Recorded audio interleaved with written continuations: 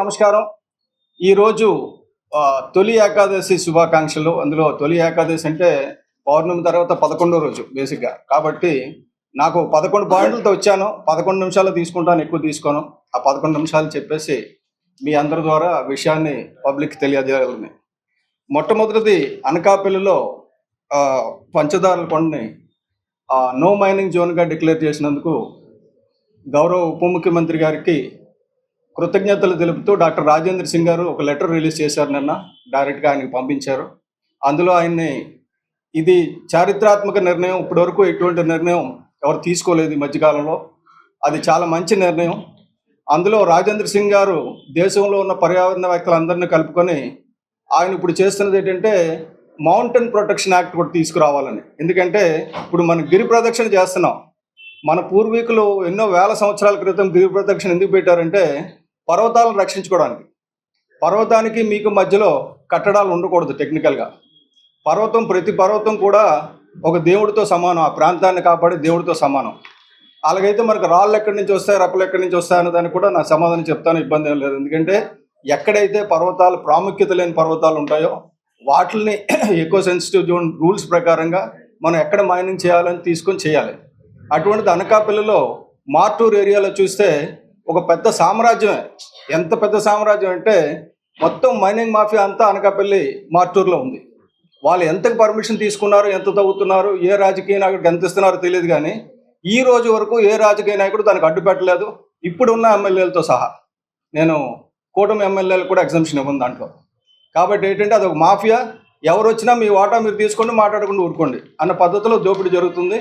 అటువంటి పరిస్థితిలో పవన్ కళ్యాణ్ గారు ఈ పర్యావరణాన్ని పరిరక్షించడానికి ఈ పంచదారల కొండని పరిరక్షించడం, అలాగే రాజేంద్ర సింగ్ గారు ఏం రాశారంటే ఈ కంబాల కొండ చుట్టూ ఉన్న 10 కిలోమీటర్ల ఎకో సెన్సిటివ్ జోన్ని కూడా మీరు, ఎందుకంటే అది చట్ట ప్రకారంగా మన ఎన్విరాన్మెంట్ ప్రొటెక్షన్ యాక్ట్ 1986 ప్రకారంగా, అలాగే ministry of environment forest memo dated 17/5/22 ప్రకారంగా, అలాగే ఈఏఏ నోటిఫికేషన్ 2006 ప్రకారంగా సెక్షన్ 3 విత్ బ్రాకెట్స్ 1, అలాగే సెక్షన్ 3 విత్ ఇన్ బ్రాకెట్ 2, అలాగే రూల్ 5(1) వీటి ప్రకారంగా ఏదైనా వైల్డ్ లైఫ్ శాంచురీ కింద డిక్లేర్ అయితే ఆ వైల్డ్ లైఫ్ శాంచురీని కాపాడడానికి 10 కిలోమీటర్లు ఎకో సెన్సిటివ్ జోన్ అని డిక్లేర్ చేస్తారు.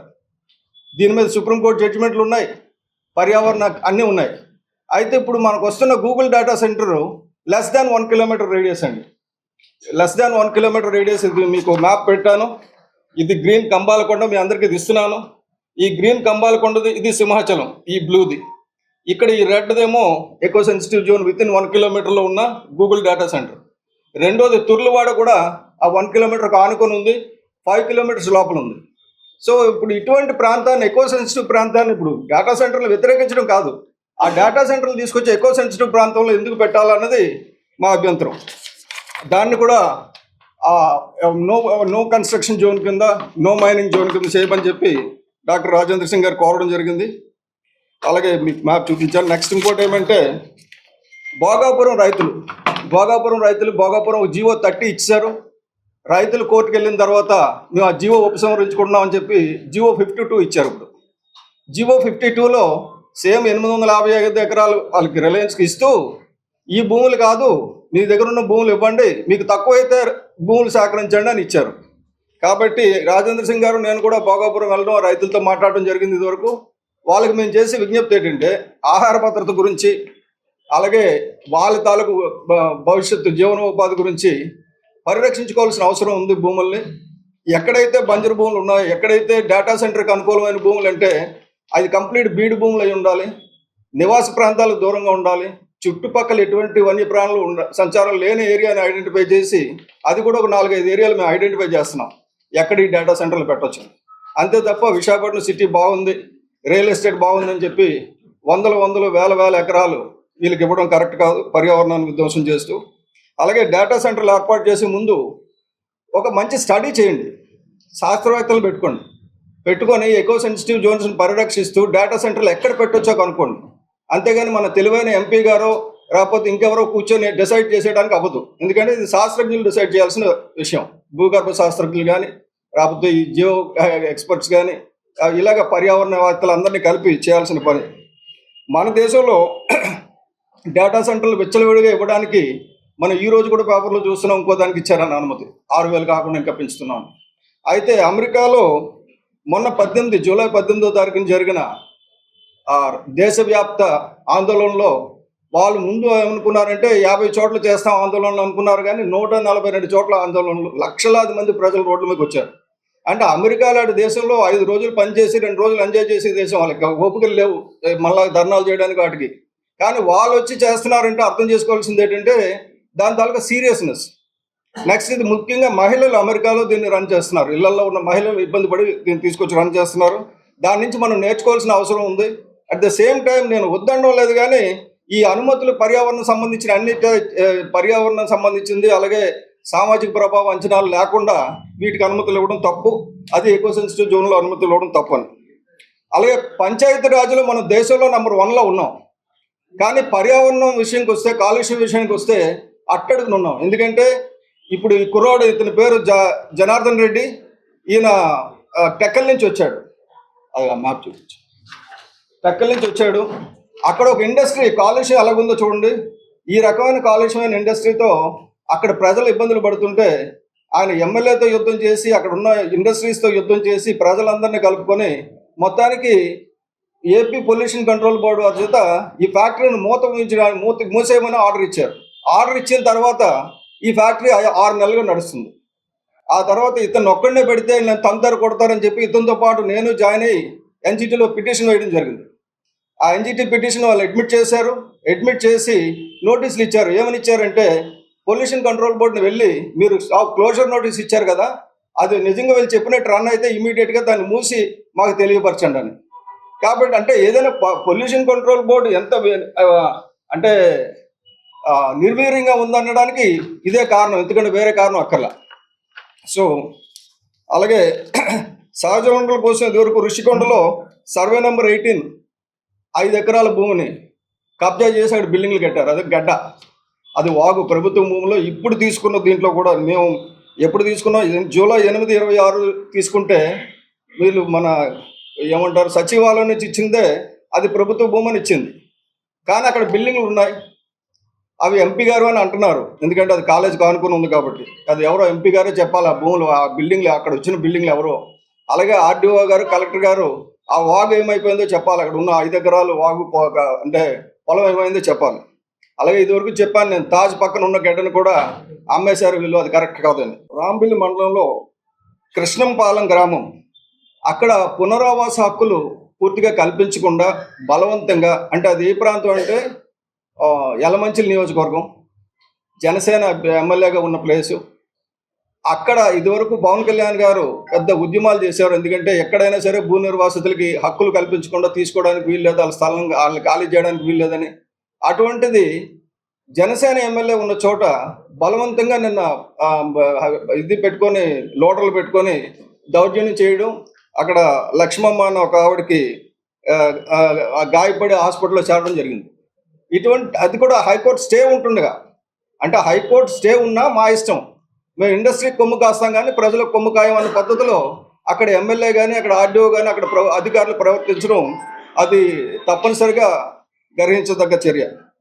అలాగే అభివృద్ధి వద్దని అనడం లేదు, కానీ పర్యావరణాన్ని పరిరక్షించే అభివృద్ధి ప్రస్థానం అని చెప్పి మనం అనుకున్నాం. కాబట్టి పర్యావరణాన్ని పరిరక్షిస్తూ ఎలాగ అభివృద్ధి చేయాలన్న దాని మీద డిస్కస్ చేసి, ఒక డేటా సెంటర్ రావాలంటే ఎక్కడ రావాలి, ఒక సెజ్ రావాలంటే ఎక్కడ రావాలి. అంతేగాని ఇదివరకు రాజశేఖర రెడ్డి గారి హయాంలో 2008లో, ఇప్పుడు ఇక్కడ రాంబల్లి కూడా 2008లో ఎక్వైర్ చేశారు. అక్కడ ఇండస్ట్రీ పూర్తిగా రాలా, కొంతమందికి ఇంకా సెటిల్మెంట్లు అవ్వాలా, కానీ బలవంతంగా వచ్చి ఖాళీ చేయడం. అవసరమైన దానికంటే ఎక్కువ భూములు తీసుకొని ఎవరైతే భూమిలో నివసిస్తున్న ప్రజలు ఉన్నారో, లేకపోతే రైతులు ఉన్నారో వాళ్ళని రోడ్ల పాలు చేయడం కరెక్ట్ కాదు. చట్టాలు సరిగ్గా అమలు చేస్తూ ముందుకెళ్ళాలని చెప్పి నేను విజ్ఞప్తి చేస్తున్నా. అలాగే ఒక్క నిమిషం మీరు అనుమతిస్తే రాజశేఖర రెడ్డి మాట్లాడతారు. మీ సమస్య చెప్పండి. శ్రీకాకుళం జిల్లా టెక్కల్ మండలం రాయవలస గ్రామ పంచాయతీ. మా గ్రామంలో ఒక పరిశ్రమ ఉంది. మొదట పరిశ్రమ 1989లో శారద ఫెర్రో ఎల్ఐస్గా స్టార్ట్ అయ్యి జిఎంఆర్ వ్యవస్థ 2007తో ముగింపబడింది.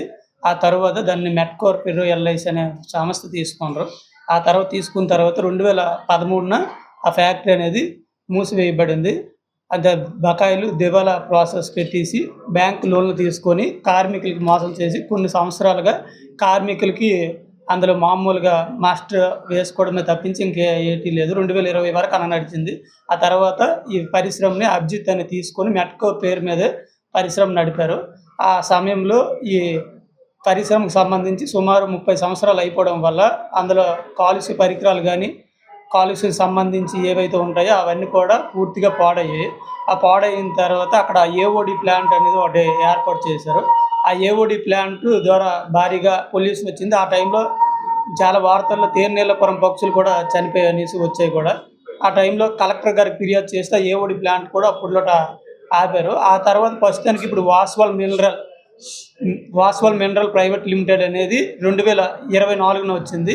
ఈ వాస్వల్ ప్రైవేట్ లిమిటెడ్ కూడా మెట్కోర్ పొల్యూషన్ పరిమితులు అంటే ప్రతి తప్పు కూడా కాలుష్య నియంత్రణ శాఖ వారు పర్మిషన్లు అయితే ఇస్తున్నారు కానీ అక్కడ పూర్తి స్థాయిలో కాలుష్యం సంబంధించి వాళ్ళు ఇచ్చిన నియమాలు పాటిస్తున్నారా లేదా, విచారణ చేస్తున్నారా లేదా అనేది పూర్తిగా చేయడం లేదు. సుమారు వాళ్ళు ఇచ్చిన మేము ఆర్టీఐ ద్వారా సమాచారం తీసుకున్నాము. ఆర్టీఐ ద్వారా సమాచారం తీసుకుంటే అందులో చాలా కండిషన్స్ ఉన్నాయి. ఆ కండిషన్లో ఎటువంటి నియమ నిబంధనలు కూడా ఆ పరిశ్రమ అనేది పూర్తిగా పాటించడం లేదు. ఒక ఎస్టీపీ లేదు. ఒక మామూలుగా చిన్న చిన్న విద్యా సంస్థలు తీసుకుంటే ఫైర్ సేఫ్టీ ఉంటుంది. పూర్తిగా ఫైర్ సేఫ్టీ కూడా లేదనమాట. అక్కడ పక్కనే 220 kV సబ్స్టేషన్ కూడా ఉంది. ఏదైనా అగ్ని ప్రమాదం జరిగినా ఏది జరిగినా మొత్తం అక్కడ శ్రీకాకుళం జిల్లా మొత్తం మీద కరెంట్ ఉండదు. అక్కడ రాయవలసలే 220 kV సబ్స్టేషన్ కూడా ఉంది. పూర్తిగా ఈ చిమ్నీల నుంచి కానీ సైడ్ నుంచి కానీ ఏ పరికరాలు పనిచేయకపోవడం వల్ల చాలా దుమ్ముతో కూడిన తగ్గించు. ఇప్పుడు అక్కడ కాలుష్య పరిశ్రమ ఉందండి. కాలుష్య పరిశ్రమ మీద ఈయన 24 నుంచి కాలుష్యం పడుతుంటే మొత్తానికి 26 మార్చి నెలలో వచ్చింది. అది 29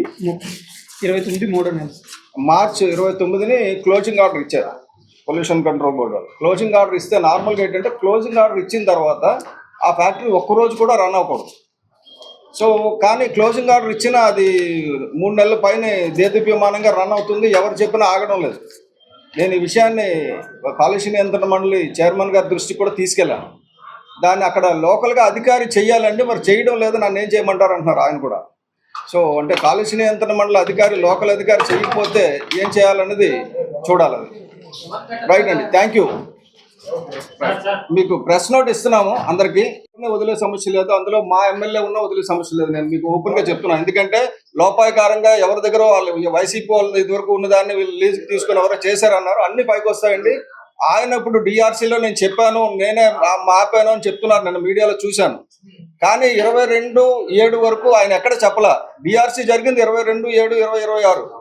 కానీ ఆ గొడవ ఈయన వచ్చి అధికారంలోకి వచ్చి 2 సంవత్సరాలు అయినా ఆయన పట్టించుకోలే.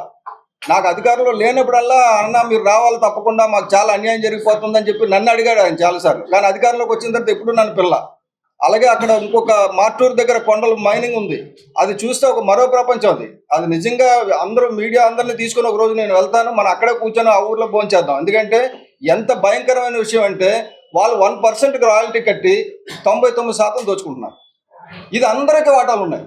ప్రభుత్వ అధికారులకు వాటాలు ఉన్నాయి, ఎమ్మెల్యేలకు వాటాలు ఉన్నాయి, అందరికీ వాటాలు ఉన్నాయి. ఎవరు తప్పలేదు. ఎందుకంటే వాళ్ళ భయం ఏంటంటే ఎవరైనా అడ్డితే చంపేస్తారన్నంత భయం ఉంది. అది మీకు కేజీఎఫ్ అంటారు కదా, కేజీఎఫ్ షూటింగ్ వెళ్ళక్కర్లా. ఇక్కడ వెళ్ళి చూస్తే మీరు తప్పడిపోతారనమాట ఆ మైండ్స్లోని. అంత ఘోరంగా ఉంది.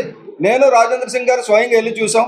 దాని గురించి కూడా వివరంగా లెటర్ రాయడం జరిగింది మైనింగ్ ఆఫీసర్లు అందరికీ.